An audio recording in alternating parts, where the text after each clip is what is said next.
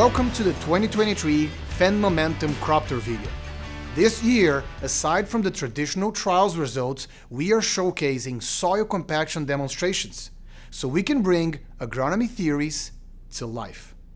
Then, we'll present the results of our soybean spacing and population trials, and after that, a liquid fertilizer trial. The 2023 planting season is just around the corner, so the trials for our next video will start to be planted in less than a month. We'll talk more about that when we go over the plan for 2023. At the end, we'll wrap things up with a recap and our conclusions. Now, let's get to the field. We open our crop tour video with very interesting soil compaction demonstrations. The idea is to showcase in real-life situations how impactful soil compaction can be to your farm. And we'll start with what happens after a rain and how does water infiltrate through soil. With that, we like to consider soil compaction as that hidden underground thief, robbing our crops of nutrients and water. But is it really that hidden, Jason? How often do we look to our fields and see standing water, especially behind tire tracks? So with that, we thought it would be eye-opening with a demonstration to visualize just what happens after a rainfall event and how compaction influences that water infiltration. So what we have here are two columns of soil pulled out of the same field. In this cylinder, we have a minimal amount of compaction, whereas in this cylinder, we simulated a heavy amount of compaction. Now watch what happens as I pour water into both of these cylinders, simulating a rainfall.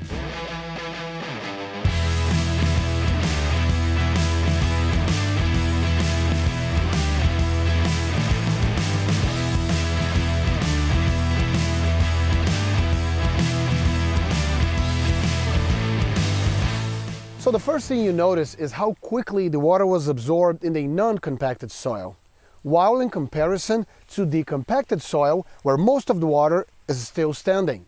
So what's going on here? Yeah, so anytime we drive equipment across the field, we're applying a significant amount of pressure to that soil, squeezing those soil particles together, increasing the density of that soil, and ultimately reducing the pore space. The pore space is what's critical to allow this soil to quickly absorb the water and store it for our crops to use. Now, in a practical sense, what this means is the standing water will either quickly run off and not be available to the crop, or won't drain as quickly and not allow us to get back into the field as fast as we want to. In the end, since we can't control the rain, we need to control what is within our reach. And that is managing the compaction that our ag equipment adds to our fields.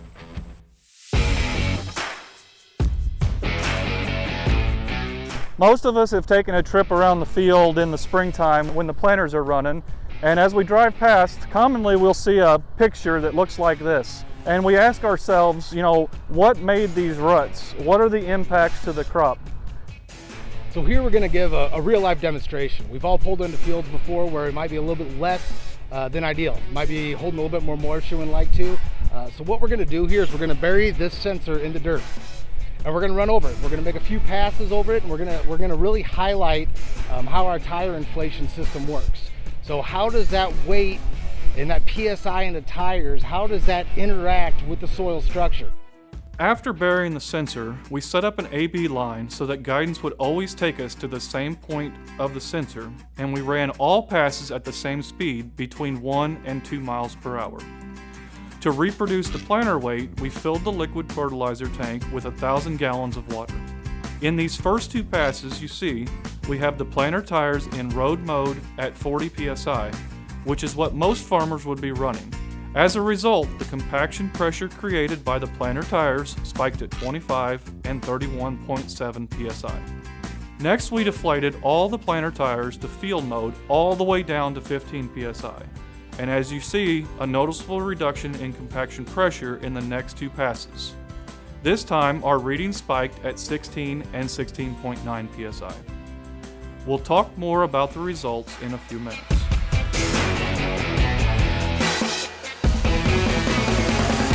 In this demonstration, what we're going to do is we're going to run a couple of passes through the field. One of those passes is going to be with our tire inflation system set to its road setting, so our higher tire pressures. The second pass we're going to make, we're going to lower our tire pressure to our field pressures, which is much lower. We'll have greater contact surface area of the tires, and then we'll take a look and see the difference of those two settings in the field. So we've made a few passes here, and we've purposefully overlapped those passes where we have our center tire tracks right close together, so we can really look at the differences in those two settings between our road mode and our field pressures. So Isaac, what did we find? Yeah, so right here we have where we dropped our tire inflation to our field mode, and then over here we have our pass that we kept it in road mode, holding that 40 psi in our pressure. It's pretty obvious throughout the field, and this is in dry conditions too. So we're just going to throw our level across here, and as you can see, we don't have a whole lot of drop into where our soil profile's at. Really not noticeable at all. Pretty negligible. We come right over here, we can definitely see where it dropped off. And so we kept this apples to apples. These passes are basically on top of each other because we really wanted to see how the tires are going to interact with the soil. So, what did we learn from these last two demonstrations? The deeper ruts, as much as 2 inches in this case, happen because all of the weight that the planter carries in the center and also the weight of the tractor. These were good, dry planting conditions, but if we were in wet fields, these ruts would have been much worse. On the other hand, when all of the tractor and planter tires were deflated to field pressures, very low PSI combined with VF tire technology, we barely saw the tracks that were only about 1/2 inch deep. This shows that deflating the tires not only gives you more flotation and traction, but also minimizes compaction. It was the same with the sensor pressure readings in the first demonstration. While in road mode with higher pressure in the tires, we created more compaction to the soil in that important root growth area. Just by deflating the tires to field pressure, we can reduce the compaction pressure readings by 42%, from an average of 28 to 16 psi. So how does this work? How can tire inflation influence soil compaction? It's due to the fact that we increase the footprint of our tires. It's easy to see in this photo where we spray painted the tire contact area. When we increase the tire footprint, we have the same weight of the planter and the tractor now distributed across almost twice as much area, reducing the compaction. You can do this on your own, but honestly, who wants to set 16 to 18 tires manually between the tractor and planter every time you move from one field to another? That's why farmers need an automatic tire inflation system that can, in the press of a button, capture all of the field benefits of minimized compaction, increased traction, flotation, and then when you need to go on the road, have all the benefits of transport speed, fuel savings, and improved tire life. Now back to you, Arthur and Jason.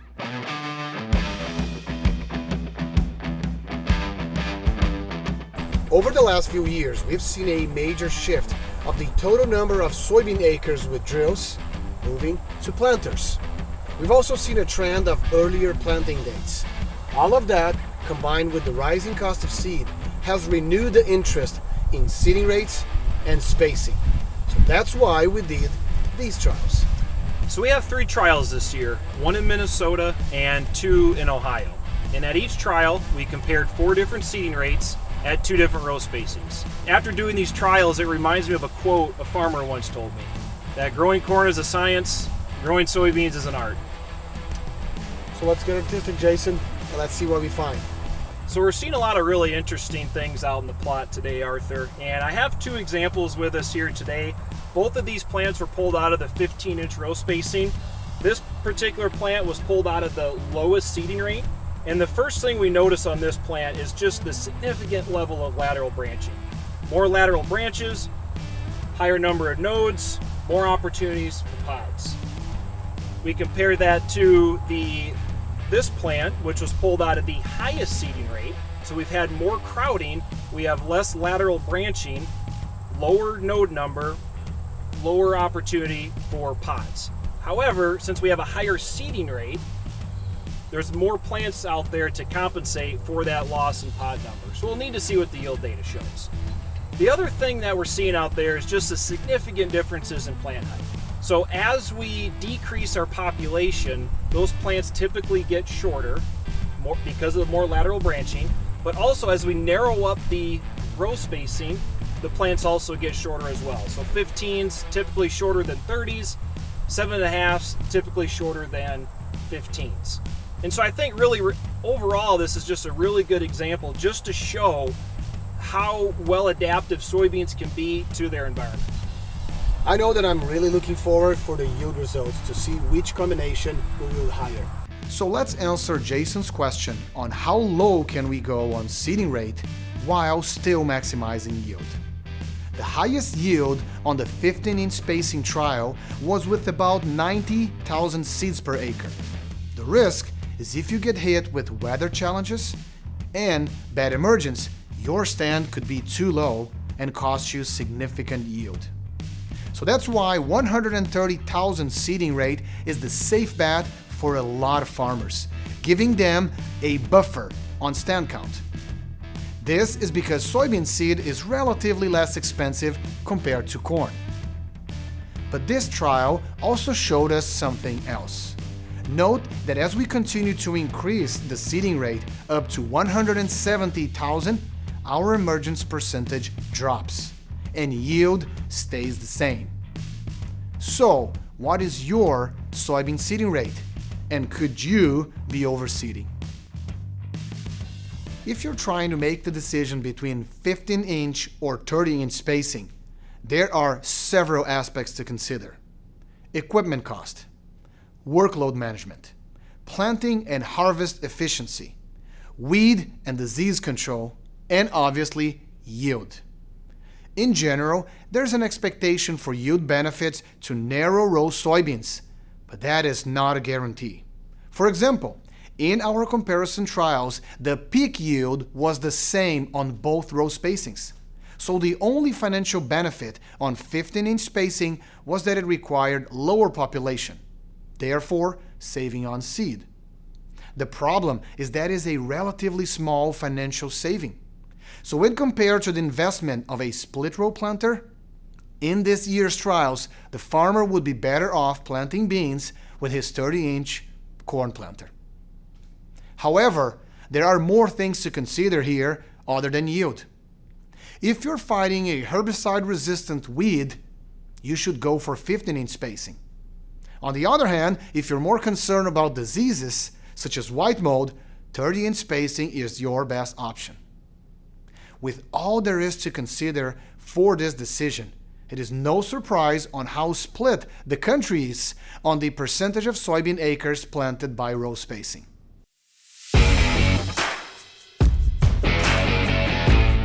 Limited availability of planters last year reduced our number of crop tour locations, and weather even took out one of our corn trials in Ohio.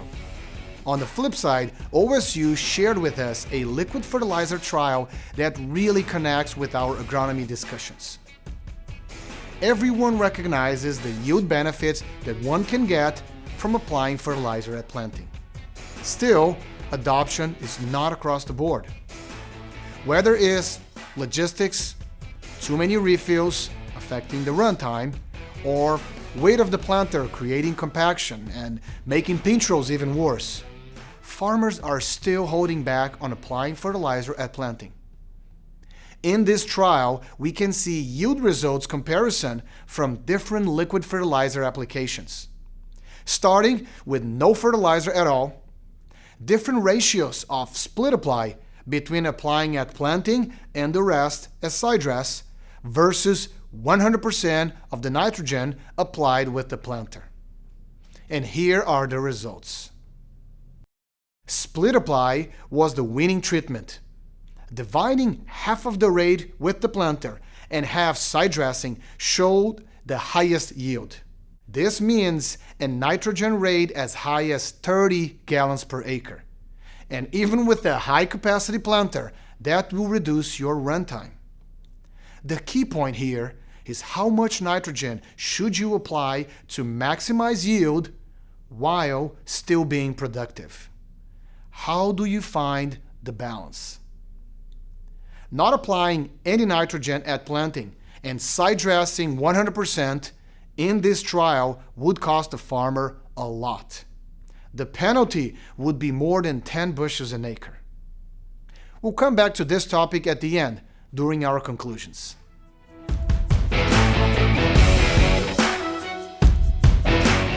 As I've mentioned before, we are about to get very busy as planting season is upon us. We'll plant trials in the Dakotas, all the way down to Georgia and back up north in Pennsylvania, and dry fertilizer trials in Ontario, Quebec, and New York.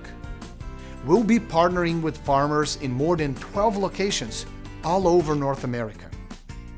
And like we've been doing over the last 2 years, we'll partner with neutral entities as well, such as the PDI Farm, Ag PhD, and a university to take our agronomy trials to the next level.